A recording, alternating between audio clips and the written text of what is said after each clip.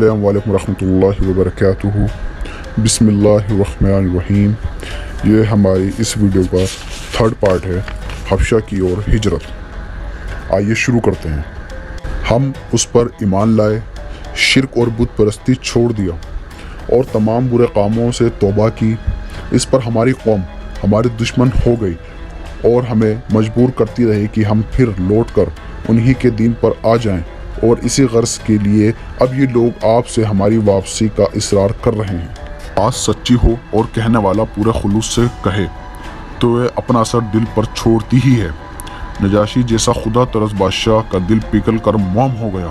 کہنے لگا کہ ذرا اس کتاب کا بھی کوئی حصہ سناؤ جو تم لوگوں پر اتری ہے۔ چنانچہ حضرت جعفر رضی اللہ عنہ نے سورہ مریم کی کچھ آیتیں پڑھ کر سنائی۔ اللہ کی آیتیں سن کر بادشاہ کا دل پگھل اٹھا، اس کی آنکھیں آنسوؤں سے تر ہو گئی۔ بے اختیار پکار اٹھا، خدا کی قسم، یہ کلام اور انجیل دونوں ایک ہی چراغ کا عکس ہے۔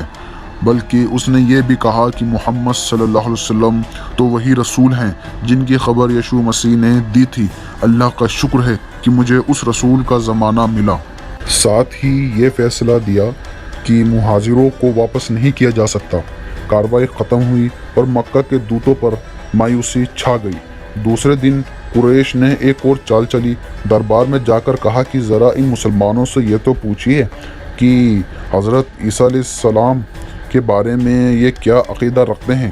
یہ لوگ جانتے تھے کہ مسلمان تو عیسائی کے عقیدے کے خلاف حضرت عیسیٰ کو اللہ کا بیٹا کہنے کے بدلے مریم کا بیٹا کہتے ہیں، اور جب یہ بات نجاشی کے سامنے آئے گی تو وہ ضرور مسلمانوں سے بدگمان ہوگا۔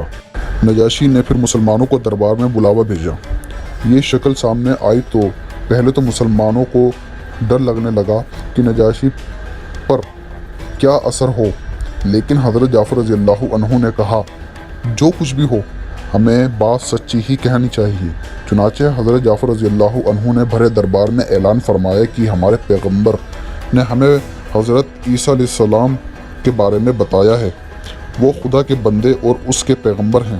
پادری جو سازش کا شکار اور رشوت اور تحفوں کے بوجھ سے دبے ہوئے تھے، دل ہی دل میں تلملا رہے تھے، یہاں تک کہ ان کے نتنوں سے سانس کی خرخراہٹ سنائی دینے لگی۔ نجاشی نے ان کی کچھ بھی پرواہ نہ کی، حکم دیا کہ تمام تحفے واپس کر دی جائیں۔ اس طرح قریش کا یہ داؤ بھی ناکام ہو گیا اور انہیں مایوس ہو کر مکہ لوٹنا پڑا۔